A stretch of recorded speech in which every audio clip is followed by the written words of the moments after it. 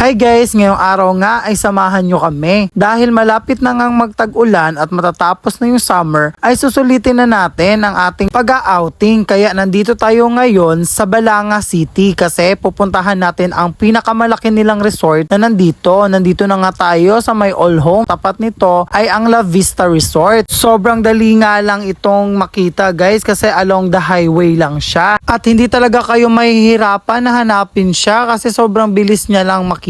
At yun na nga guys, nandito na tayo sa ating destination. At tignan nyo naman kung gaano kaganda ang mga parking lot nila dito. Dito pa nga lang sa kanilang entrance ay sobrang na-amaze na talaga ako sa sobrang ganda ng lugar na to at sobrang laki din ng resort nila dito. Sa mga magtatanong nga sa akin kung gaano ba kalayo ang kanilang parking at saka yung entrance nila, alam nyo ba nakatapat lang talaga ng parking lot ang kanila entrance dito. Kaya hindi nyo na talaga kailangan na maglakad pa ng mahaba bago kayo makapunta dito sa kanilang entrance. At maliban nga sa malapit lang ang kanila parking lot sa kanilang entrance dito, ay meron din silang mga cart na pwede ninyong hiramin. Kung marami man ang mga dala ninyong pagkain ay pwede niyo ilagay doon sa cart at kayo na mismo ang tutulak at pupunta doon sa inyo napiling mga cottage. At bago ko nga makalimutan ang lahat, ay alam ko nag-aabang kayo kung magkano ba ang entrance dito. Ang entrance pala dito kapag adult ka is 150. Kapag children naman is 120. At yung cottage naman nila dito is depende sa kung gaano kalaki o kaliit yung kukunin ninyong cottage. Pero kung magtatanong kayo kung magkano yung kinuha naming cottage is baka nasa mga 700 lang yung kinuha naming cottage.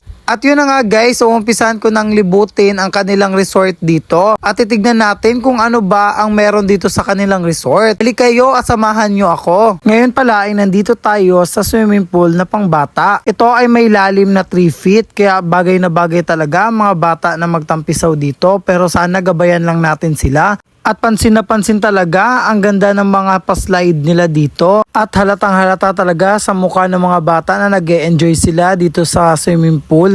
At yun na nga, dumako naman tayo sa kabilang pool. Ito pala yung pool ng pang-adult. May lalim itong 5 feet. At pansin na pansin talaga dito sa kanilang pool ang mahaba at matataas nilang mga paslide dito. Kaya sobrang na-excite na talaga ako na ma-experience at mag-enjoy dito sa La Vista Water Park. At bago nga tayo mag-enjoy dito sa kanilang resort, ay papasilip ko muna sa inyo ang iba't iba pang mga pwede ninyong puntahan o galaan dito. Meron nga sila ditong wave pool kaso na-timingan namin na sarado at walang tubig ngayon. Medyo nangihinayang ako kasi gusto ko sana ma-experience ang wave pool nila dito, pero babawi na lang tayo sa susunod. Itong susunod nga nating pupuntahan ay hindi ko masyadong alam kung pool ba to or playground. Pero kung pool man ito ay same din siya ng wave pool, walang tubig. Baka naman kasi dahil weekdays kami pumunta dito at baka weekend nila ino-operate itong mga pool na walang tubig ngayon. Kasi naiintindihan ko din sila dahil weekdays wala masyadong naliligo. Pag weekends kasi doon yung mga rest day, mga family day at doon din mostly sineselebrate kapag linggo ang mga occasion. Alam nyo ba na sobrang ganda talaga ng resort nila dito at sobrang lawak din. Tsak talaga na magugustuhan at mag-e-enjoy talaga ang mga anak ninyo kapag pumunta kayo dito sa La Vista Water Park. Maliban nga sa kanilang mga water activities na nandito, ay may nakita din kami na pwede pala ditong mag-zipline. Di nga lang namin alam kung ino-operate din ba ang kanilang mga zipline dito. Nakakatuwa lang pagmasdan kasi marami palang pwedeng gawin dito sa La Vista Water Park. Habang nililibot nga namin ang kanilang resort ay marami talaga kaming na-discover kagaya na lang nitong rock climbing. Patok na patok nga ito sa mga kabataan na mahilig umakyat. At dito naman sa kabilang side ay tanaw na tanaw talaga ang magandang treehouse nila dito. Kaya hindi talaga ako nagdalawang isip na puntahan ito at akyatin din ang pinakatuktok nito. Sobrang ganda nga ng tanawin mula dyan sa taas. Kaya sobrang nakaka-relax talaga. Mula nga sa kanilang treehouse ay dumako naman tayo sa kanilang aviary.